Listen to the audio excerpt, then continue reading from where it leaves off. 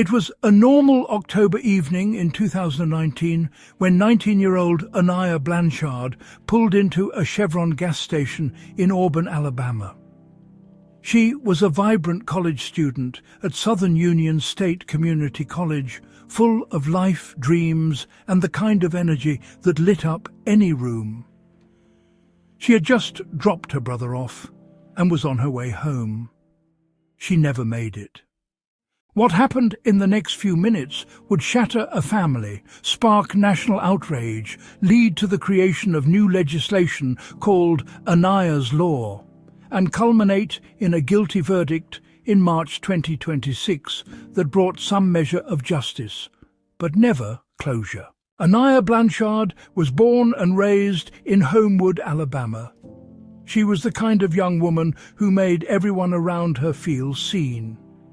She loved her family deeply, especially her older brother Elijah, and she was pursuing her education with determination. Friends described her as kind, outgoing, and always ready with a smile. She was someone who believed in people and trusted easily, a trait that would tragically play a role in her final moments. On the night of October 23, 2019, surveillance cameras captured Aniah at the gas station. She was seen speaking with a man in the parking lot. That man was Ibrahim Yazid. A short time later, Aniah was gone. Her family reported her missing the next day when she failed to come home or answer calls. The search for Aniah became one of the most intense missing person cases in Alabama history. Hundreds of volunteers, law enforcement from multiple agencies, and the public scoured the area. Her abandoned SUV was found damaged at an apartment complex in Montgomery a few days later. But there was no sign of Aniah. A month later, in November 2019, hunters discovered human remains in a wooded area behind a church in Shorter Macon County, about 40 miles from Auburn. The remains were confirmed to be Aniah's. She had been shot. As investigators reviewed the gas station footage, a crucial tip came in. A witness reported seeing a man force a woman matching Aniah's description into her car.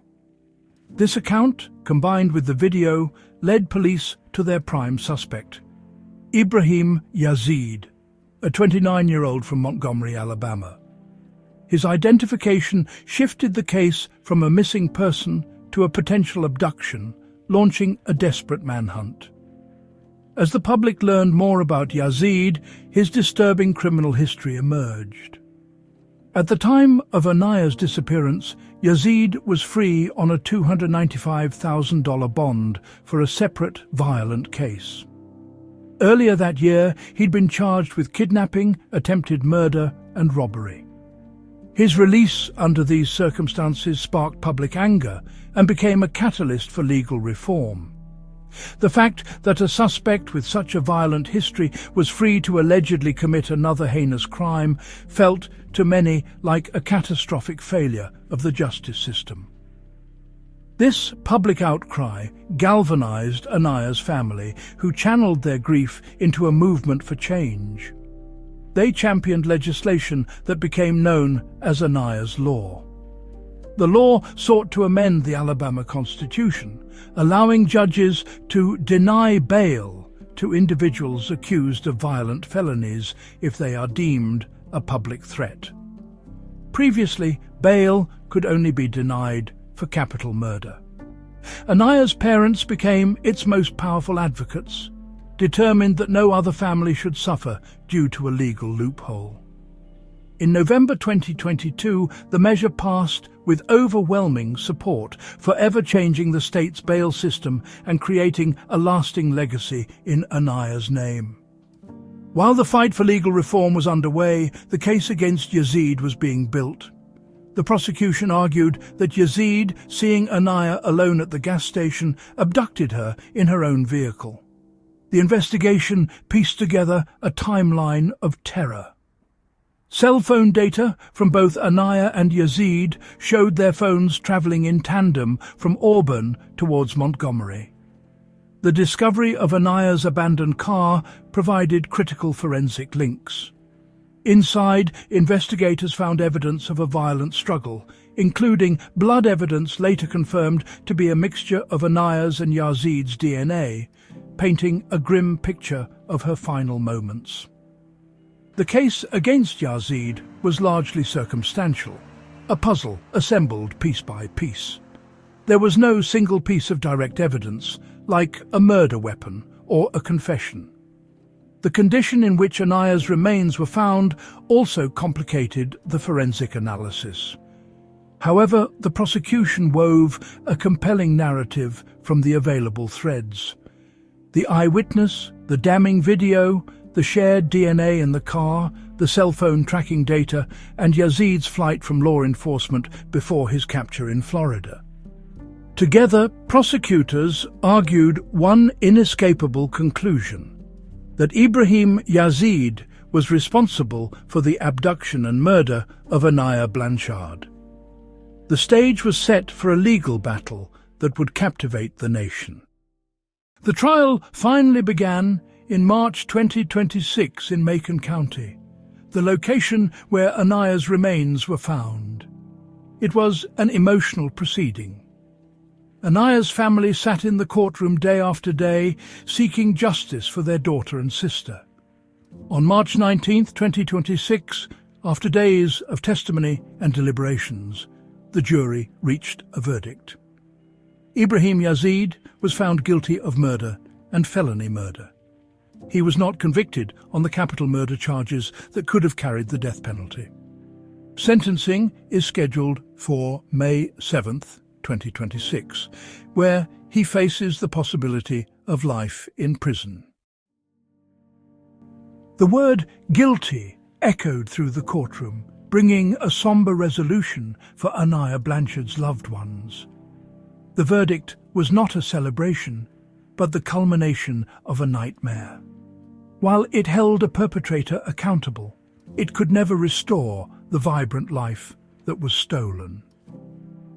The journey to justice was long and arduous, spanning more than 6 years of legal battles, pre-trial motions, and painful delays. But Aniah's family never wavered. Their grief was channeled into a powerful force for change, leading to the creation of Aniah's Law, a significant reform to Alabama's bail system designed to prevent violent offenders from being released back onto the streets while awaiting trial. Their advocacy became a crucial part of her legacy, a testament to their enduring love and a promise to protect others from a similar fate. The guilty verdict brought a measure of legal accountability, a formal declaration of truth in a case that had lingered in the shadows for so long. Yet, for Aniah's loved ones, no verdict can erase the pain or fill the silence she left behind. They continue to honor her memory, not just in their hearts, but through their tireless work to ensure her story serves as a catalyst for a safer world. Throughout the ordeal, Aniah's brother Elijah remained a constant presence, ensuring his sister was remembered not as a victim, but as the bright, loving person she was. The impact of Aniah's story rippled far beyond the courthouse, embedding itself into the community's consciousness. Vigils were held to celebrate her life and the legislative victory her memory secured. Her story is now a permanent part of the fabric of Auburn, a tragic but powerful reminder of both the darkness humans are capable of and the light that can emerge when a community stands together for justice and change. As the echoes of this case fade into the night, one truth remains. Some shadows never fully lift. The unanswered questions, the whispers in the dark, the lives forever changed, they linger.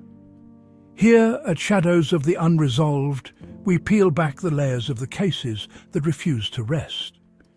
If you felt that chill, If you need to know what hides just beyond the light, hit that subscribe button now, turn on notifications, and step deeper into the shadows with us. Because the truth is still out there, waiting. Until the next mystery, stay watchful.